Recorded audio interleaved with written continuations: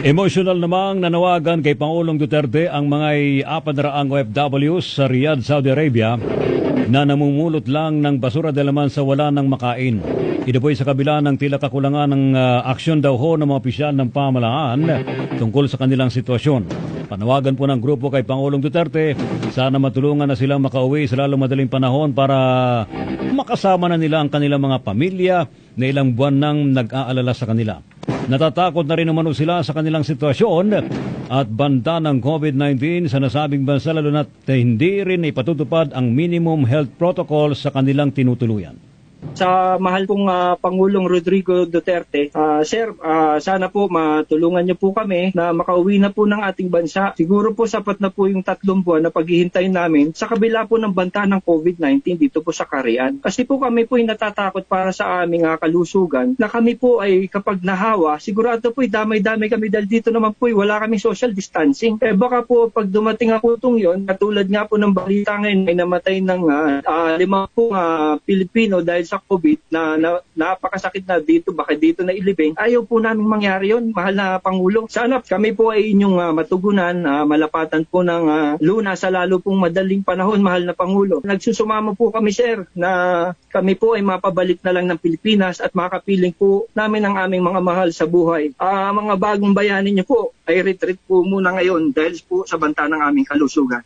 Samantala naman, tablado sa palasyo ang hirit naman ni Vice President Leni Robredo na ilipat sa ibang petsa ang pagbubukas ng klase na nakatakda sa Agosto 24. Ayon po kay Presidential Spokesperson Secretary Harry Roque, mayroong batas na hanggang huling linggo na Agosto maaring magsimula ang pasok naman sa eskwelahan ng mga estudyante. Malinawaan niyang nakasaad sa batas at maaari lamang itong ipagpaliban sa ibang araw kung magpapasa naman ng batas ng Kongreso na maaring buksan sa ibang araw ang klase ng mga estudyante sa elementarya, high school at kolehiyo. Bukod po sa pangalawang Pangulo, umapila rin ang isang grupo ng mga gobernador sa DepEd na ipagpaliban muna ang pasukan dahil naman sa nangangamba sila sa kaligtasan at kalusugan po ng mga estudyante kahit pa walang face-to-face na mga klase. So, mayroon na tayo ngayong 30,682 cases dito sa aking kopya. Ang fresh, may bago lang, it's 467. Yung late comers, ibig sabihin bago lang, is 163. Cases reported total is 630. Ang recoveries, which is a good number to me, is 8,143. Pero ang namatay, humahabol rin. It's 1,177.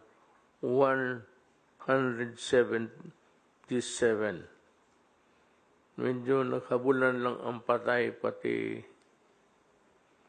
ang recovery. Do maganda ang recovery natin, mga kababayan ko. Ang Cebu ngayon ang may problema. May problema sila. Alam mo kasi pag may problema, tapon na yan eh.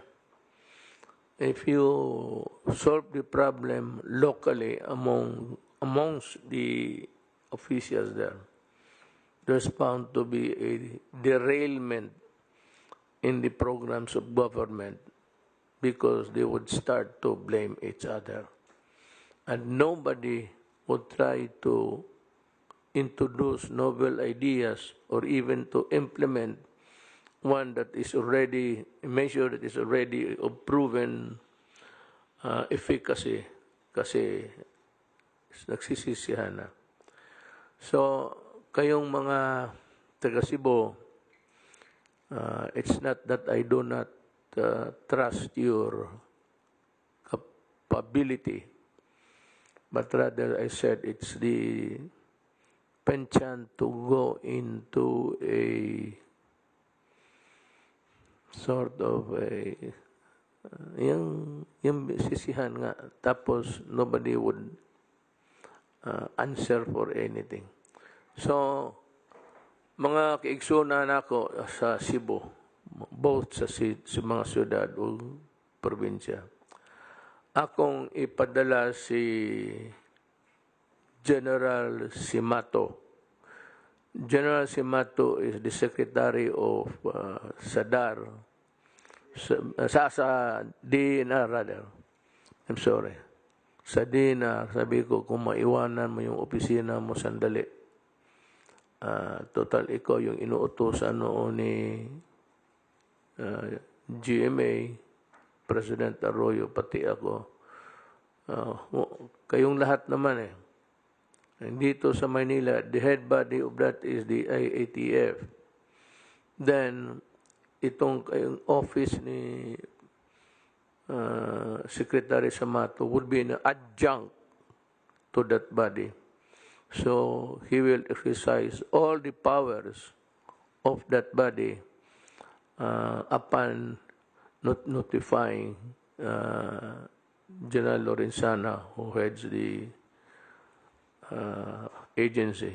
All he has to do, not for permission, but just to advise Manila here that these things are being done, these things are not yet done, and these things must be done. So I cannot wait for the transition of communication, of asking for approval. Then that is the bane of bureaucracy. Sa totoo. Yan ang tigabigay sa atin ng how would you tell it? A fractured communication even among the sometimes yung isang sulat hindi pinapansin. Kaya sabi ko kay General Simato, just exercise the powers of the task force. Anyway, you are an adjunct to an office there. I will just write a executive order. Puka na si Guanbong Medaldia to follow. And he might fly anytime. You can use the Air Force or any plane that is available, government-owned. Baski anong aeroplano dyan, go there and fly. I suggest that you sa Air Force kasi maraming air assets. Makarating ka doon. If you want to stay there, or you might want to fly back. But I must have the picture of how grave the situation is, or the situations are, and malaman ko na may bawaan ako nga naanay taong nagpalihok anang sa Cebu. Kaysa Cebu na ay daghang pasangil, na ay pasangil nga tao, na ay dili gusto, na ay silusay muna. So, that's the problem there. Pero wala ko tunong nga tao. I'm just sad that Cebu has to undergo that kind of painful situation now. But nonetheless, kaya natin yan. And I'm sure si Mato, he cannot solve the problem on his own. He has just to make recommendations and let us know what we should be doing. And that is very important. It's part really of the intelligence work of any organization to know what is ahead and behind and on the side, so that you'd know how to prepare and go and fight the enemy, COVID. So, that's it. Ang aking report ngayon. Dito, unahin ko naman yung aking talking points. I talk to you now to update you on our latest situation. Ang COVID is fighting us and we are fighting back. But ang masabi ko sa inyo na good news is that we believe, and I believe too, that many countries has now perfected some vaccine. Maybe some are haphazard kasi madali yan eh. The quest for vaccine takes time, years. Dito nagmamadalian, at least we have a medicine that would fight COVID. Ang sabi nila, ako, the nearest that I can explain to you is, kung baga germs ito, antibiotic kills the bacteria.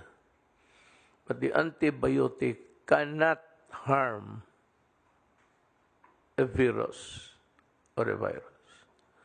Again, hindi yan ang panlaban. Ang panlaban mo lang dito sa virus na to is really your body. Yung kasarili mong sundalo sa katawan na mag-fight sa kanya. But actually, ang mangyari kasi yan, nabigla, pumasok sa katawan, hindi niya recognize kung ano yun. So he has to manufacture, just like what we are doing physically in the outside world. Yung ating body has to fight. Minsan na overwhelm, natatalo siya. That's why you fight for your life inside. Now, yung vaccine naman, dahan-dahan nila i-inject yan sa, I think it's a horse. Dahan-dahan pa, kagaya ng snake bite. Parang ano yan, antivenom. Inject mo na ng dahan-dahan, palaki ng palaki. Max nila, maximize hanggang ma-immune ang kabayo. Pagkagat nila sa cobra, baliwala. Then magkuha sila ng blood ng kabayo. I don't know if there is additives that are added there or diluted. I am not a medical person, but yun I inject for the antivenom. Ganon rin sa ginagawa ngayon. They are cultivating itong katawan mo to fight. Pero merong medisina panlaban ng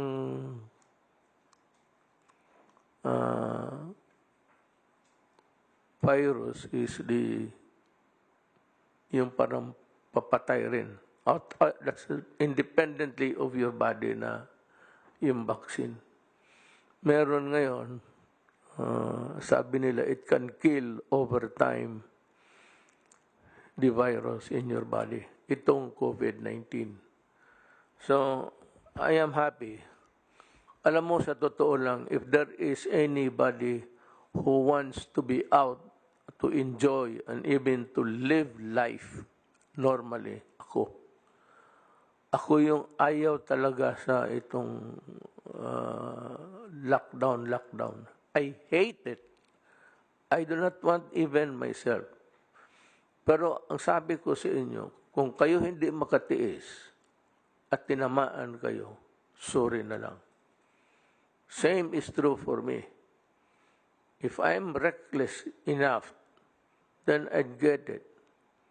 Because in the coming days, I intend to go around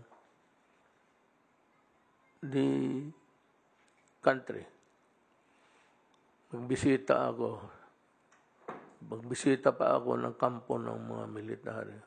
So I'll just have to take precautions. Yun ang ano.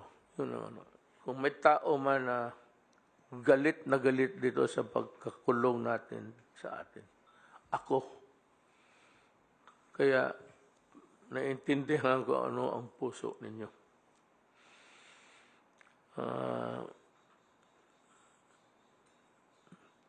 Naghahanap ako ng Emergency Operation Center. I'm sure Secretary Simato can look, as long as he has the support and assistance of the Cebu local officials, both national and local.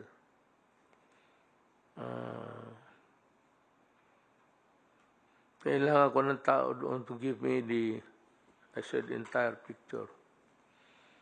I'm calling particularly DOH and DILG and the National Task Force to assist Secretary Simato.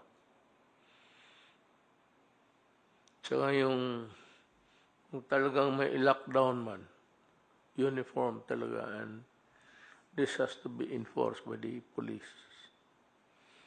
Kung magkulang ng tao, then Secretary Simato has the liberty of calling upon the military guys to help. Pero itong away ng COVID, ng terrorism, this has been taken advantage of by itong mga forces arrayed against us. Abu Sayyaf, mga terorista with no ideology, the Communist Party with ideology, but more pernicious ang effect, which could undermine the peace and security of our country. Not only this administration, but it can transcend to the next generation, not giving us no respite. Kasi kaunting pahinga lang, makahinga lang tayo. The fight against the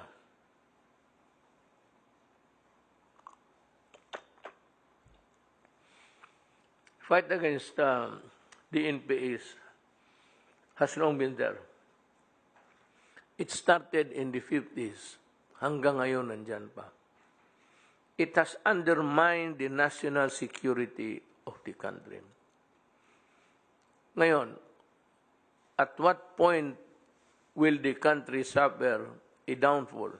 I don't know. But if I do not do my duty now as president, as the other president did when it was their time, we might just bargain away, place in jeopardy the democratic values that the Filipinos have enjoyed for the longest time. Terrorism is number one in our list. Actually, the number one threat to the country, hindi Abu Sayyaf, hindi yung mga terorista of no value. Itong high value targets, ito yung mga komunista. Kaya ang utos ko talaga sa armed forces, sa sundalo, pakan mo. Kasi pag ikaw ang inabot, pati nga yung pulis nagsama doon ng mga gobyerno na nagtutulong sa mga tao. Pinatay pa ninyo lahat. Tapos, using a Gillette blade. Kaya ako galit sa inyo. There was never a time that we handled a prisoner na NPA na sa Mindanao na sinakta namin. We don't even allow the mosquitoes to bite them. May warning kami sa mga alimatok, pati sa mga ano bang alimatok sa Bisaya o sa Tagalog? Ha? Linta. Leech. Na huwag galawin ang mga NPA na bihag kasi baka tayo ang pagbintangan. You've been advocating. That's what I don't like about you guys. No, when it is in your favor, you talk so much about Geneva Convention, right? But when you are at the losing end, you talk of so many things invoking Geneva Convention right and left, asking for the protection that the law gives upon everybody. That's the riddle that I cannot understand. Total, if you fight for as a matter of principle, panindigan mo, pinatay namin kasi kalaban eh. Mas matanggap ko pa yan. Pag sabihin mo na prisoner na, tapos luglugin mo ng jilet, pati yung pulis, nakita ko yung ano eh. Huwag ninyo akong bulahin, putang ina, nakita ko talaga yung sugat dito sa liig. Kaya, yun, ang kasalanan noon, nag-escort ng mga tao sa gobyerno para sa tulong. Mahirap na ang buhay noon eh. I hope na yung mabigyan ngayon, we have started, I think, the second tranche. I hope that you would not bigyan ninyo to. This time, ipatikim mo sa tao yung kanila talaga. Yung una, kinuha ninyo eh. Tapos yung taxation dito sa Maynila sa mga kumpanya, all operating private entities, corporations in Mindanao contributed money to you. Alam namin. Alam namin na hindi yan transaction doon na magbigay ng pera doon sa bukid tapos tanggapin ninyo. Ang pera dito hinuhulog sa Maynila sa bank account ng NDF, of course, under fictitious name. Well, all of these things I said, I hope that I will not have to do something to do more drastic, like just really looking at your bank accounts. Malami namin yung movements ng pera eh. Marami, central bank pa iyo. Magdaya nga sa aking kayo pa. But ang aking kasi kay kaibigan tayo, ang gusto kong sabihin sa inyo, wag na sana tayo umabot sa yung that I have to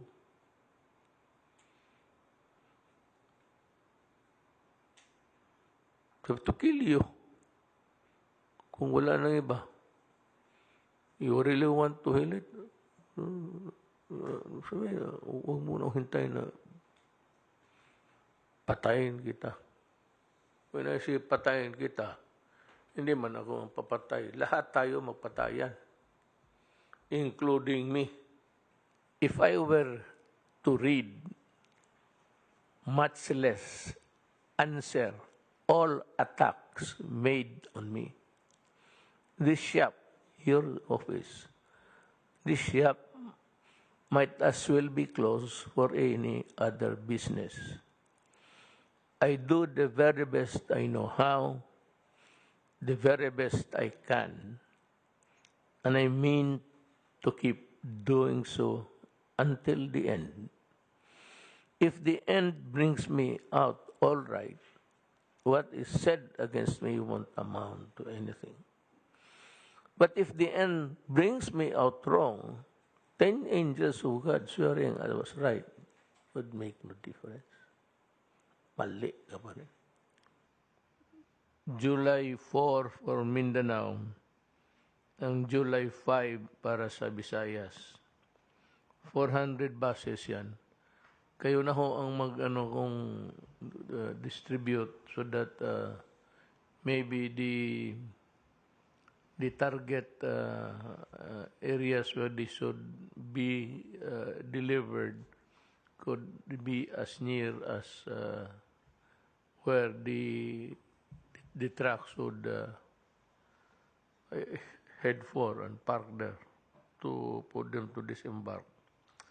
Ang pakiusap lang, just like your statement now, na tanggapin lang yung mga LGUs, tanggapin nila yung mga tao.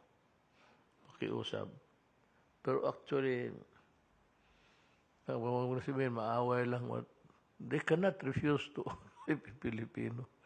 Utang na patay ka dyan. Cannot do that, deny the Filipino to go home. Mahirap yan. Tapos, asympathetic. Hindi mo alam kung may, so, you don't even know if he's contaminated or not. If he's not, then you still refuse him. Tapos magkaroon ng exam, wala. Maluloko. There you'll run into a gamut of so many problems. Pag-usapan lang sila na tanggapin nila, total, wala na rin tayong magawa, Pilipino eh. Even if they are actually contaminated, if they want to be, to go home, maybe to get well or to die there, hindi mo ma-deny sa Pilipino yan. So, ano pa ba bong? Wala na. Wala na. Del, is there something? Wala na. How about Secretary Roque? You have to make some clarifications. Yes, sir. Para po malaman po ng taong bayan, nakarating na ba po sa lamesa nyo yung anti-terror bill? May sinabi po kayo bago tayo mag-record sa ulat ninyo sa bayan? My legal is still reviewing it. May legal team sa Malacanang. Hindi ko pa natanggap. I had it reviewed. It's always automatic. Pag naan sa akin, I endorse it to legal. Without even reading it actually, if you really want to know. It's legal who will return it to me with a recommendation whether I will approve it or not.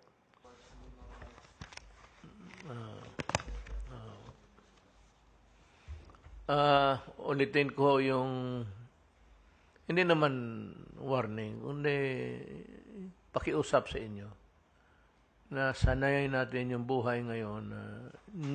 Bago na talaga ang pamumuhay, ang diskarte, maglakad, paggalaw, social distancing, hugas kamay, mask, tapos kung maaari, limit mo yung labas mo. Kasi ang COVID nandyan, ready to cling to your body. Pasok yan sa bunganga, ilong, mata. Pero yung iba, hugas nga, maski anong sabon. Ulitin ko yung anong pinaka-effective talaga. Yung pagkatapos mahugas nga, sabi ko. Di ba sabi ko nung previous program? Paghugas mo, malaman mo effective kasi ang mga kamay mo mamumuti. Sabihin, pare, ang lakas ng bisa ng nakuha mo talaga. Para ka ng puting tela. So, hindi ka nang nagkamali, naggamit ng bahala na kung anong gusto ninyo. Hugas kamay. Kababayan ko, alam mo, mahal ko kayong lahat. Dino-joke ko lang, dinadaan ko lang sa joke kasi wala tayong magawa eh. Ilang beses na dito yung warning, nakakainis na. But really, the danger is there. It's up to you to decide. Pag tinamaan ka, sorry. Wala tayong magawa. Yung mga taga Cebu, gano'n rin. Bakit marami? Because you were too confident and too complacent about it. Parang binaliwala ninyo. Ayan, dumating. So, yung task force pati yung bagong action cabinet officer si Jose Mato ang sasama, magtingin sila sa sitwasyon. At maiwan si Jose Mato kung anong magawa niya. As I said, you can fly in the morning, be back in the afternoon. You can use any government asset, aeroplano. At saka magandang idea yung barko. Dandahan lang, komportable sila. Hindi kagaya ng truck na, lala mo sa tiyan mo, kailangan mo na mag-relieve, pigilan mo pa yung ihi mo. Eh, itong barko, tsaka mabilis na yan ngayon. Maganda yan. That's a very good idea. I appreciate it.